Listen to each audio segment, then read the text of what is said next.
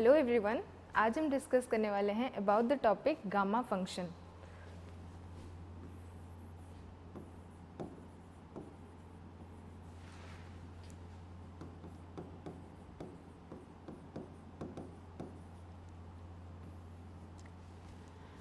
कभी कभी क्या होता है ना, इंटीग्रेशन में एक ऐसा पॉइंट आता है जिसको सॉल्व करने ना बहुत कॉम्प्लेक्स हो जाता है। For example, integration 0 to infinite x to the power n minus 1 e to the power minus x dx। अगर हमें इस टाइप की कोई चीज़ को इंटीग्रेट करना पड़ेगा तो वो बहुत डिफ़िकल्ट हो जाता है। इसको आइलेट यूज़ करके बाय पार्ट्स में हम लोग को सॉल्व करना पड़ता है।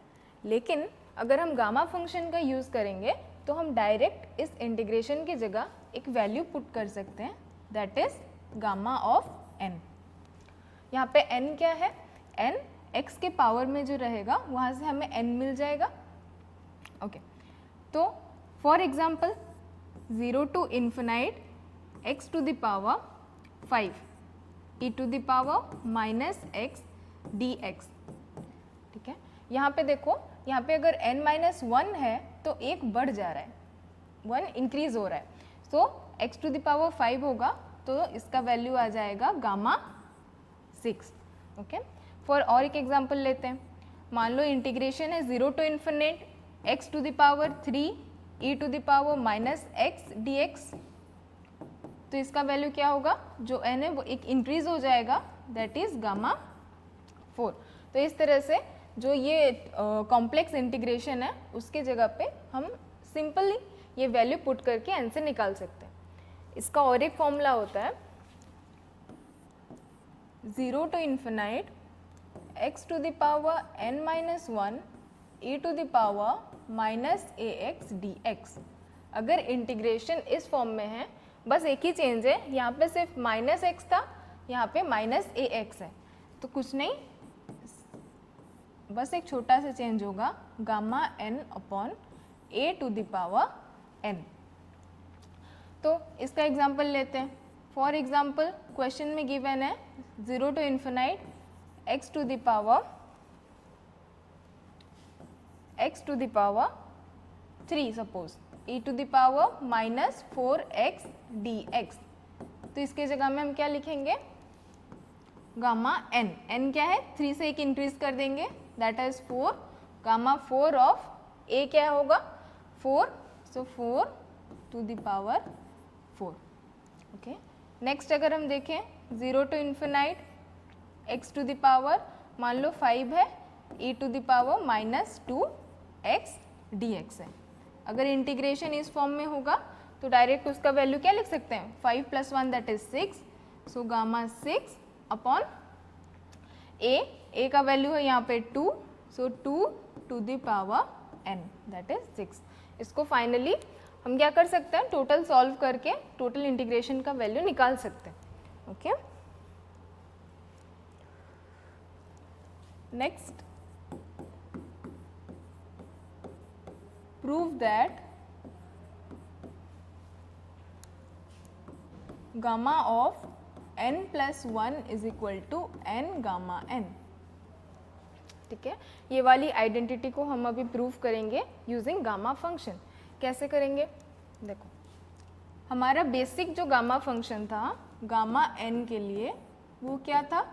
Integration 0 to infinity x to the power n minus 1 e to the power minus x dx।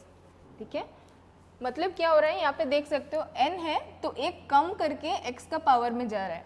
तो हमें अगर गामा n + 1 निकालना है तो हम क्या कर सकते हैं? एक कम करके x के पावर में जाएगा, 0 to infinite x to the power n e to the power minus x dx। Okay, अब हम क्या करेंगे? बाय पार्ट्स यूज करके हम ये इंटीग्रेशन को सॉल्व कर सकते हैं। कैसे करेंगे? बाय पार्ट्स का फॉर्मूला क्या है? First function that is x to the power n integration of second function e to the power minus x dx minus क्या होता है? Integration derivative of first function that is d by dx of x to the power n, then integration of the second function, that is e to the power minus x dx. Okay, now और एक यहाँ पे dx रहेगा और the limits will be from 0 to infinite. Okay, then अगर हम integrate करेंगे integration e to the power minus x dx, तो इसकी वैल्यू आएगी minus of e to the power minus x. Okay, और एक डिफ्रेंशिएशन है, that is d by d x of x to the power n. इसकी value कितना आएगी n x to the power n minus 1. कुछ नहीं, बस जहाँ जहाँ पे उस वैल्यूज़ को पुट करना है कर देंगे. तो यहाँ पे देखो integration e to the power minus x d x है, इसकी जगह में हम लिख सकते हैं x to the power n into minus e to the power minus x. Okay, then minus integration okay d by d x of x to the power n, ये कितना हो जाएगा n x to the power n minus 1. Then again integration e to the power minus x d x, उसके जगह में हम क्या लिखेंगे e to the power minus e to the power minus x. Okay, and finally last में एक dx. इसका जो लिमिट्स होगा that will be from 0 to infinity. ठीक है, तो यहाँ पे देखो अगर इसको अलग कर देते हैं, मान लो x to the power n e to the power minus x, इसका लिमिट पुट कर देंगे 0 टू इन्फिनाइट माइनस, यहाँ पे देखो एक माइनस है, बाहर माइनस है, प्लस हो जाएगा. n इज ए कांस्टेंट, तो हम n इंटीग्रेशन के बाहर निकाल सकते हैं.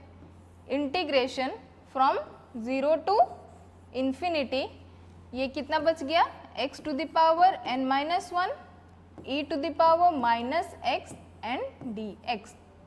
ओके, यहाँ पे देखो इसका निकालते कैसे, सॉल्व कैसे करते हैं. अगर x का लिमिट्स दिया हुआ है a b, तो उसका फॉर्मूला क्या होता है, ये निकालते कैसे हैं a minus b, upper limit minus lower limit. तो सपोज x का लिमिट्स दिया हुआ है क्या 3 4, तो फर्स्ट हम अपर लिमिट पुट करेंगे, दैट इज अपर लिमिट हो जाएगा 4 minus lower limit is 3, so the answer will be 1.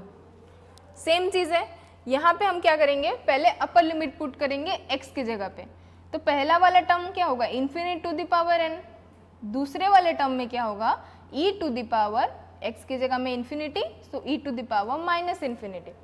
जो e to the power minus infinity है, e to the power minus infinity की जो वैल्यू होती है वो है 0. एंड हम लोग को पता है हम किसी भी चीज़ को अगर 0 से मल्टीप्लाई करें तो वो 0 हो जाता है. सो पहला वाला जब हम अपर लिमिट पुट करते हैं तो पहला टर्म हमारा 0 हो गया. नेक्स्ट देखो जब लोअर लिमिट पुट करेंगे, लोअर लिमिट पुट करने पर x की जगह में अगर 0 पुट करेंगे तो x का वैल्यू 0 है multiplied by something 0, so lower limit put करने से भी 0 हो जाएगा. ओके, यहाँ पे देखो प्लस n, और ये जो है ये क्या था आपका 0 to integration 0 to infinite x to the power n minus 1 e to the power minus x dx, ये कुछ नहीं बल्कि गामा n था. सो ये तो 0 हो गया प्लस n गामा n, तो फाइनली आंसर आता है n गामा n.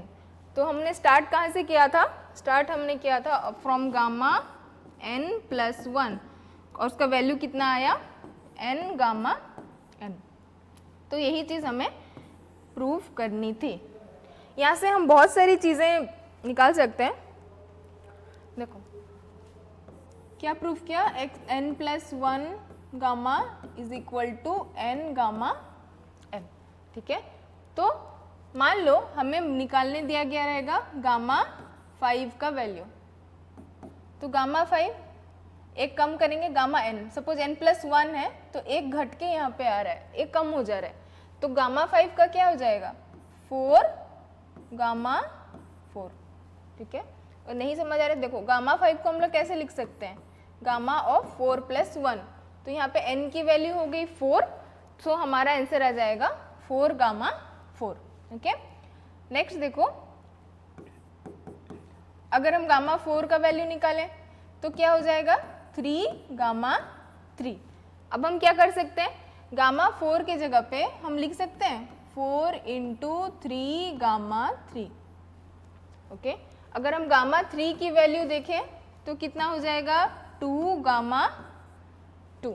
सो हम गामा 3 के जगह में लिख सकते हैं 4 इंटू 3 इंटू 2 2। नेक्स्ट सेम, अगर हम गामा 2 की वैल्यू देखें तो वो हो जाएगा 1 गामा 1, एंड हम यहाँ पे फर्दर लिख सकते हैं 4 इंटू 3 इंटू 2 इंटू 1, क्योंकि गामा 1 इज इक्वल टू 1। तो ये क्या हो गया, कुछ आइडेंटिकल लग रहा है। देखो n फैक्टोरियल जो होता है ना, वो कैसे निकालते हैं, 1 into 2 into 3 into 4 up to multiply करेंगे n तक। फॉर एग्जाम्पल अगर हमें 5 का फैक्टोरियल निकालना है तो हम क्या करेंगे 1 इंटू 2 इंटू 3 इंटू 4 इंटू 5। अगर हमें 4 का फैक्टोरियल या 3 का फैक्टोरियल निकालना है तो 1 into 2 into 3।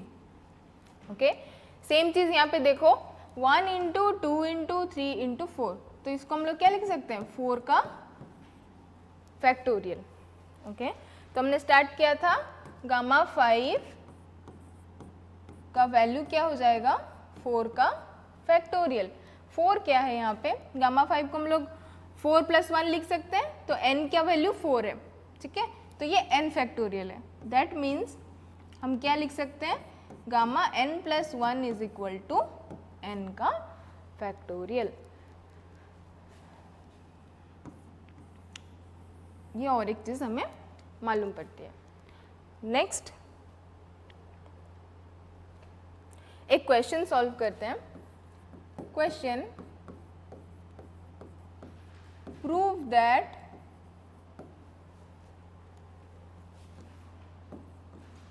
log 1 by y of n minus 1 is equal to gamma n। नहीं रुको,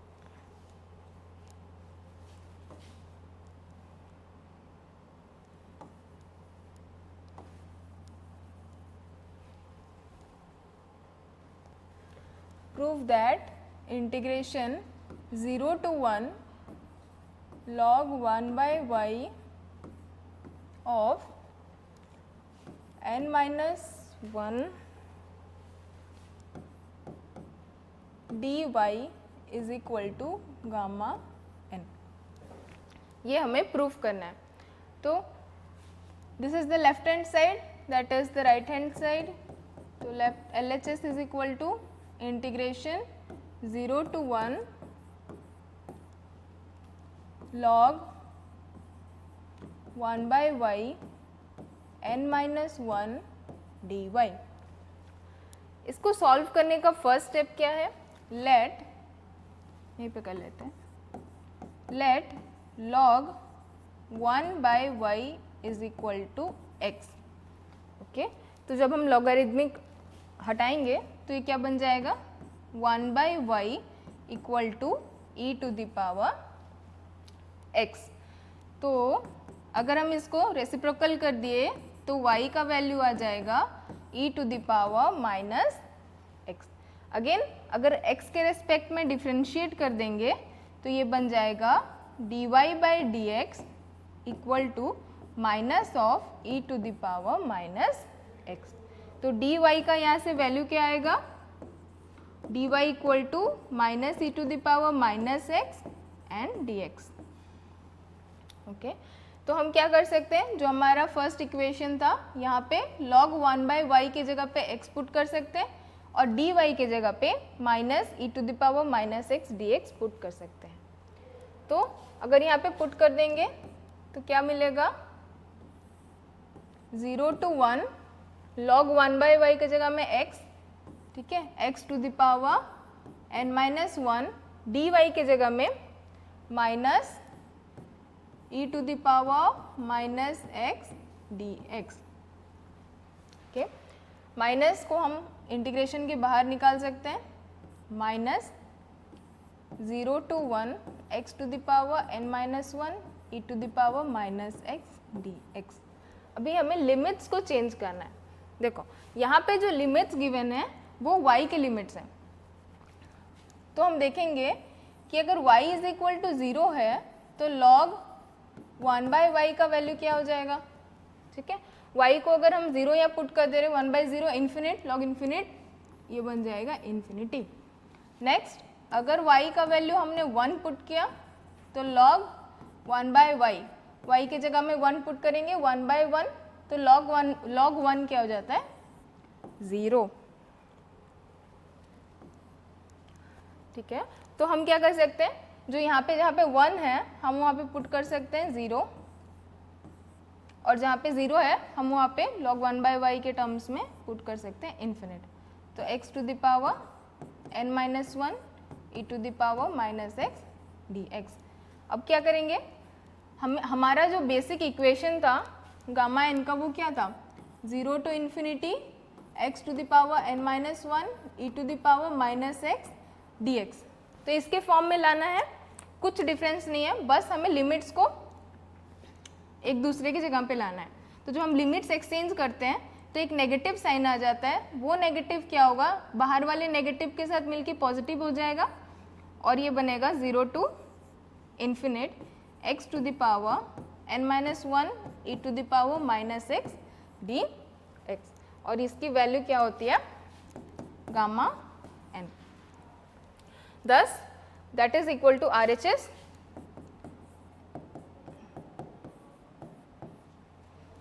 सो LHS इक्वल टू RHS हो गया और हमें जो क्वेश्चन दिया गया था वो हमने प्रूव कर दिया।